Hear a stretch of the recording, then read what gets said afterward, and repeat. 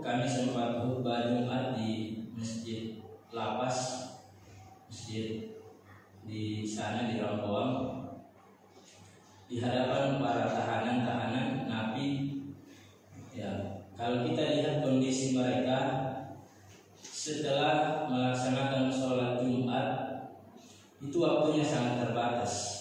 Untuk berada di dalam masjid saja mungkin sekitar 5 menit setelah melaksanakan sholat Jumat, melaksanakan sholat sunnah, mereka harus digiring kembali masuk ke dalam sel-sel tahanan mereka masing-masing.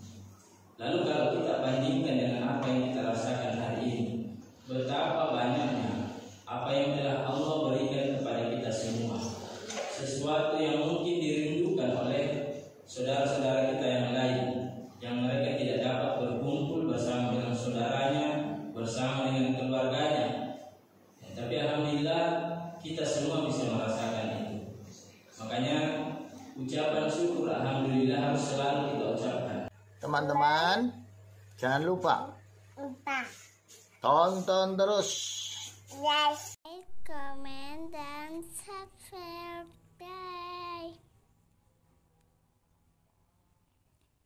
Assalamualaikum warahmatullahi wabarakatuh. Waalaikumsalam.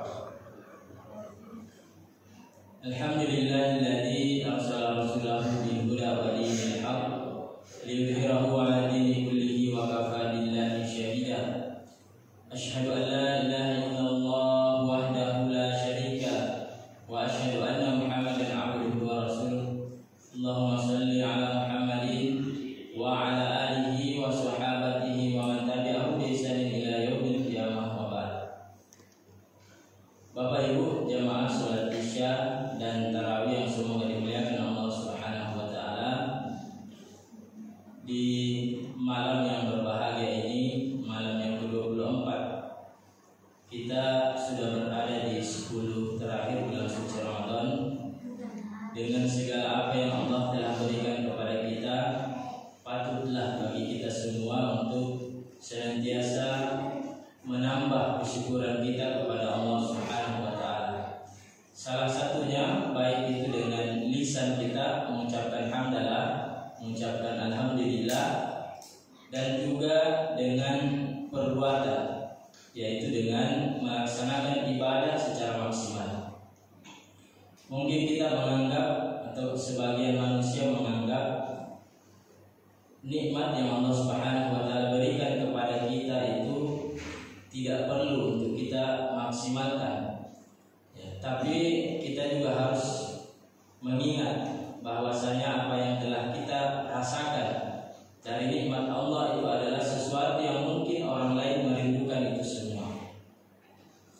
Ya, Bapak Ibu semua, sebagai gambaran kecil, pekan kemarin, pekan lalu kami sempat khutbah Jumat di Masjid Lapas, masjid di sana di Rampoang, di hadapan para tahanan-tahanan napi.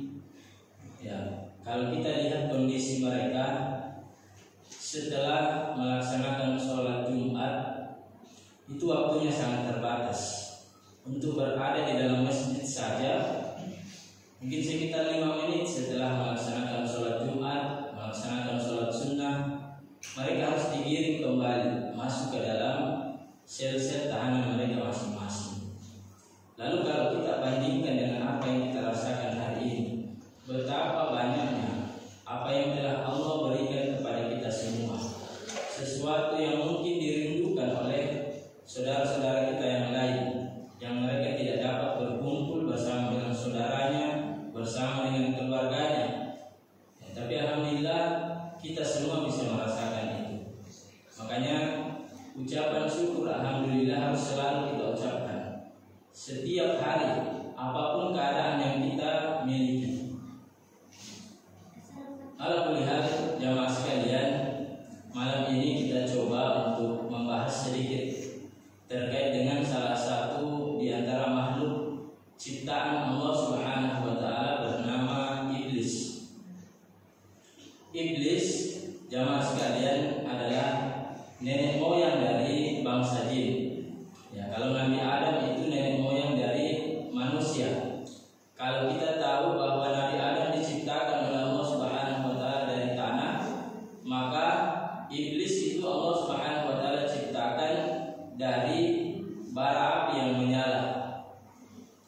Kalau kita lihat dari segi bahasa, di dalam bahasa Arab, iblis itu berasal dari kata balasa. Ya, balasa artinya menyesal. Karena iblis adalah makhluk yang akan selalu menyesal, baik itu nanti di dunia maupun sampai ke negeri akhir. Mereka akan selalu menyesal. Banyak orang yang tidak memahami awal penciptaan iblis itu, bahwasanya mereka dahulu adalah makhluk yang taat beribadah kepada Allah. Mereka dahulunya adalah pemimpin dari para malaikat di dunia. Dahulu juga mereka memiliki paras yang baik, berpenampilan baik sebagaimana layaknya manusia hari ini. Ya, itu dahulu, sebelum Allah Subhanahu wa taala mengutus manusia sebagai khalifah, yaitu Nabi Adam alaihissalam di atas permukaan bumi ini. Makanya setelah itu barulah iblis mengingkari penciptaan manusia. Ya, dalam Al-Quran Allah Subhanahu wa taala menceritakan, wa idh qulna lil malaikati isjudu li Adam fasajadu illa iblis. Bahwasanya ingatlah ketika Allah Subhanahu wa taala berfirman, memerintahkan kepada malaikat, bersujudlah kalian kepada Adam. Maka seluruh malaikat pun bersujud kepadanya, illa iblis, kecuali iblis. Aba wastakbar wa kana minal kafirin. Maka mereka itu menolak, ya, menolak dengan menyombongkan diri, dan mereka termasuk di antara golongan-golongan yang kafir. Awal penciptaan mereka adalah khalifah, mereka yang memimpin di dunia. Tapi setelah Allah turunkan atau ciptakan Nabi Adam, iblis kemudian tergeser. Ya. Akhirnya Nabi Adam yang menjadi khalifah, manusia yang menjadi khalifah. Inilah awal kebencian dari iblis. Mereka benci kepada manusia yang telah menggeser kekuasaannya yang dianggap sebagai pemimpin para malaikat.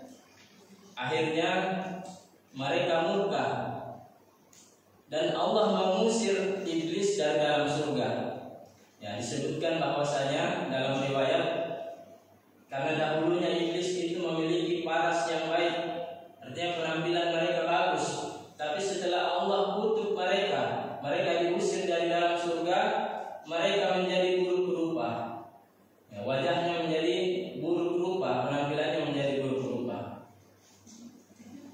Di dalam Al-Quran Allah juga menceritakan bagaimana iblis meminta kepada Allah, karena mereka telah diusir dari dalam surga. Kemudian iblis meminta kepada Allah, kalau begitu, karena kami dipastikan sudah terkutuk dan pasti akan masuk ke dalam neraka, kata iblis, kalau begitu kami akan minta.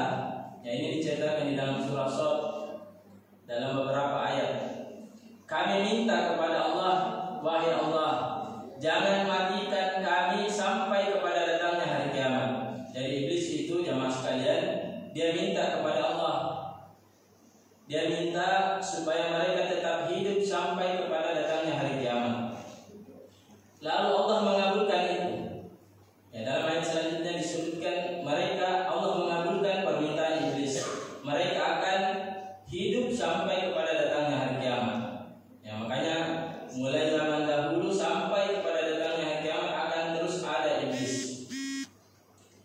Lalu apa janji iblis? Setelah Allah mengabulkan permintaan mereka, iblis mengatakan, kalau begitu saya akan sesatkan manusia semuanya sampai kepada datangnya hari kiamat, illa ibadaka minhumul mukhlasin, kecuali orang-orang yang ikhlas ibadahnya, kuat keimanannya kepada Allah Subhanahu wa taala. Makanya kita perlu melihat hari ini, kalau iblis itu telah menjadikan kita sebagai musuhnya, maka harusnya kita juga menjadikan mereka sebagai musuh mereka. Ya, jangan menjadi temannya iblis,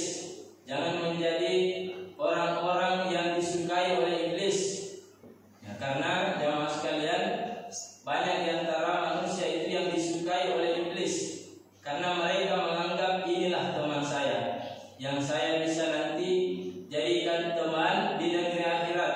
Karena kita tahu tempatnya iblis itu di dalam neraka, maka mereka mencari teman supaya ada teman mereka di neraka. Jamaah sekalian, salah satu di antara golongan iblis adalah syaitan, laknatullah alaihi. Kalau kita berbicara tentang syaitan, syaitan itu jamaah sekalian di dalam bahasa Arab itu berasal dari kata syatana. Ya, syatana artinya jauh. Karena syaitan itu jauh dari rahmat Allah Subhanahu wa taala. Kalau kita disebutkan tentang kata syaitan, maka kebanyakan manusia akan mengatakan syaitan itu adalah makhluk, sesosok makhluk yang mungkin kita gambarkan secara seram di hadapan kita, memiliki tanduklah, memiliki wajah yang seram dan sebagainya. Itu gambaran sebagian besar manusia kalau mendengarkan kata syaitan. Akan tetapi jamaah sekalian, yang kita perlu sadari, meskipun ya awalnya mereka iblis itu dikatakan dikutuk menjadi buruk rupa, tapi tidak ada penggambaran fisik yang jelas bentuknya seperti apa. Kalau kita cari di dalam Al-Quran maupun di dalam hadis, bagaimana sebenarnya model atau bentuknya dari syaitan itu, maka kita tidak bisa mendapatkan fisik secara jelas di dalam Al-Quran dan di dalam hadis Rasulullah SAW. Ya, hanya disebutkan buruk rupa. Jadi jangan kita menggambarkan syaitan itu sebagaimana apa yang kita lihat di televisi. Kita biasa melihat ini syaitan ini dan seterusnya. Nah, itu propaganda orang-orang yang tidak paham tentang bagaimana syariat Islam, tentang Islam itu seperti apa sebenarnya gambaran iblis dan syaitan. Tapi ada sifat yang disebutkan di dalam Al-Quran tentang siapa itu syaitan. Allah Subhanahu wa taala mengatakan di dalam surah Al-An'am, "Wa kadzalika ja'alna likulli nabiyyin aduwwan syayatinal insi wal jin." Demikianlah kami telah jadikan kepada para nabi, para rasul itu musuh-musuh, yaitu syaitan-syaitan dari golongan jin dan dari golongan manusia. Ya, jadi syaitan itu bukan hanya dari golongan jin saja, tapi juga ada dari golongan manusia. Lalu kita bertanya, sebenarnya bagaimana bentuknya, bagaimana rupanya itu syaitan dari golongan manusia? Allah melanjutkan ayat ini, menyebutkan ciri-ciri mereka. Allah mengatakan, yuhi ba'duhum ila ba'din suhrufal qawli gurura. Sebahagian di antara mereka, ini ciri-cirinya, adalah mereka yang selalu membisikkan kepada yang lain sesuatu perkataan-perkataan yang indah, padahal semua itu adalah suhrufal qawli gurura, menipu belaka. Ya, ciri-ciri utamanya syaitan itu jamaah sekalian adalah mereka yang suka berkata-kata indah, tapi sebenarnya itu adalah tipuan-tipuan belaka yang menjerumuskan manusia mengatakan ini perbuatan yang baik, padahal sebenarnya ya, itu adalah sesuatu yang akan menjerumuskan manusia kepada jalan kesesatan. Nah, ini ciri-ciri utama syaitan, baik itu dari golongan jin dan dari golongan manusia. Jamaah sekalian, sebagai kesimpulan bahwasanya kita telah memahami syaitan itu sudah mengikrarkan dirinya sebagai musuh yang utama bagi manusia, dan apa keinginan mereka yang utama adalah menjerumuskan kita. Sebagaimana mereka telah dikutuk oleh Allah, maka mereka juga ingin kita sebagai manusia untuk dikutuk oleh mereka. Makanya larilah ketika syaitan itu mengajak kita kepada jalan-jalan kesesatan. Kita bisa berdoa kepada Allah untuk menjauhkan diri kita dari keburukan-keburukan syaitan, dan kita bisa meminta bantuan Allah Subhanahu wa taala dengan Al-Qur'an.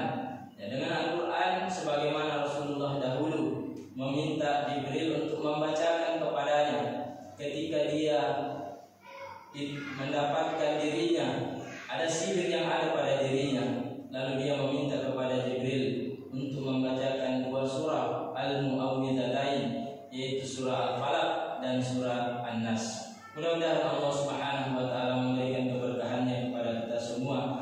Mudah-mudahan di sisa akhir Ramadan ini kita semua menjadi hamba Allah Subhanahu wa taala yang tidak rugi dengan diampuninya dosa-dosa kita, dan kita mendapatkan keutamaan Ramadan, yaitu menjadi hamba-hamba yang bertakwa. Amin. Allahumma amin. Hadallahu wa iyyakum ajmain. Assalamualaikum warahmatullahi wabarakatuh. Waalaikumsalam warahmatullahi wabarakatuh.